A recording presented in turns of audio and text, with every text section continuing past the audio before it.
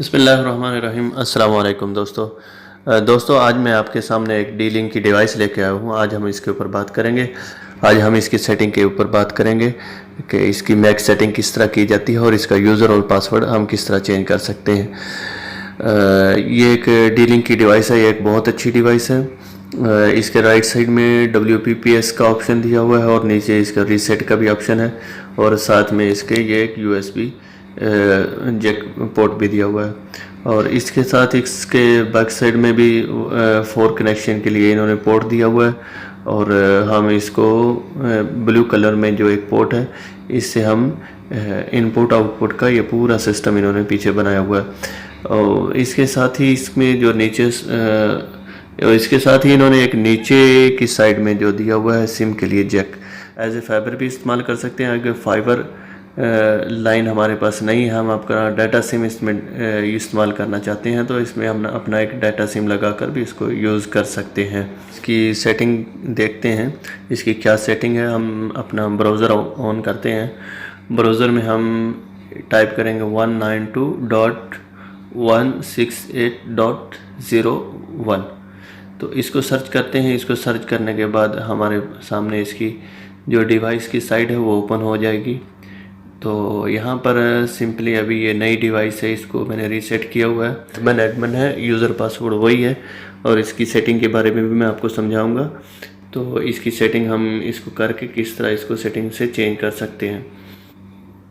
इसको लॉगिन करने के बाद सबसे पहले हम यहाँ इसके होम पे आ गए। होम पर आने के बाद हमें कनेक्टेड क्लाइंट से मुराद अभी हमारी डिवाइस पे ये दिखा रहा है कि कितने क्लाइंट हमारे इस डिवाइस को यूज़ कर रहे हैं, कितने इस डिवाइस के साथ लोग जुड़े हुए हैं। उसके बाद सिंपली हम इसकी सेटिंग में जाएंगे। सेटिंग में जाने के बाद हमारे इसके वाईफाई जो आपको नज़र आ रहा है इस पर क्लिक करना है। मेन सेटिंग इसकी यही है, बाकी हमारे इतनी ज़रूरत की नहीं है। हम इसकी जो वाईफाई सेटिंग है इसमें हम सबसे पहले ऊपर देख रहे हैं, ऊपर इन्होंने दिया हुआ है लाइन। ये 2 लाइन डिवाइस है दोस्तों, 4G 5G। 2.4 जो है ये इसको 4G को सपोर्ट करती है, क्योंकि अभी हमारे पास इतना मोबाइल जो है हमारे पुराने वो 4G सपोर्टेड है ज़्यादातर, इसलिए मैंने इसको 2.4 में सेट करके रखा हुआ है।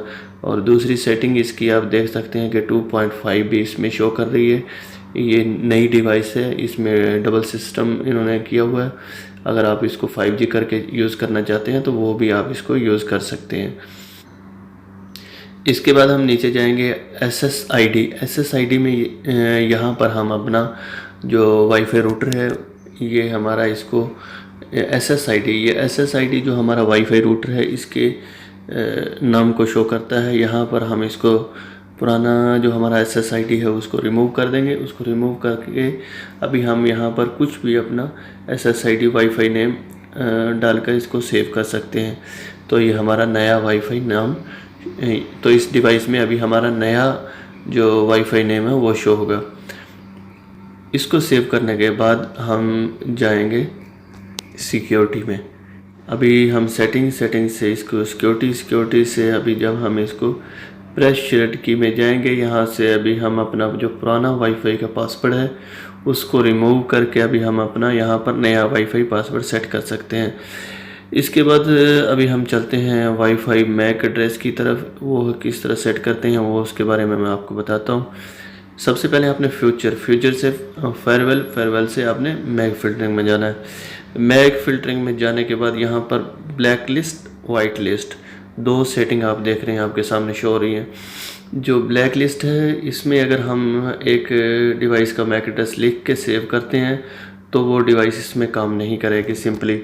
अगर हम इसको वाइट लिस्ट करते हैं, वाइट लिस्ट से मुराद हम इसको अलाउ कर रहे हैं, इसमें सिर्फ वही डिवाइस काम करेंगी जो हमने वाइट लिस्ट में डाली है। फॉर एग्जांपल मेरे पास 2 मोबाइल हैं, मैंने इसका मैक एड्रेस डाल के नीचे उसका कमेंट में अपने मोबाइलों का नाम या कुछ मैं लिख लेता हूँ।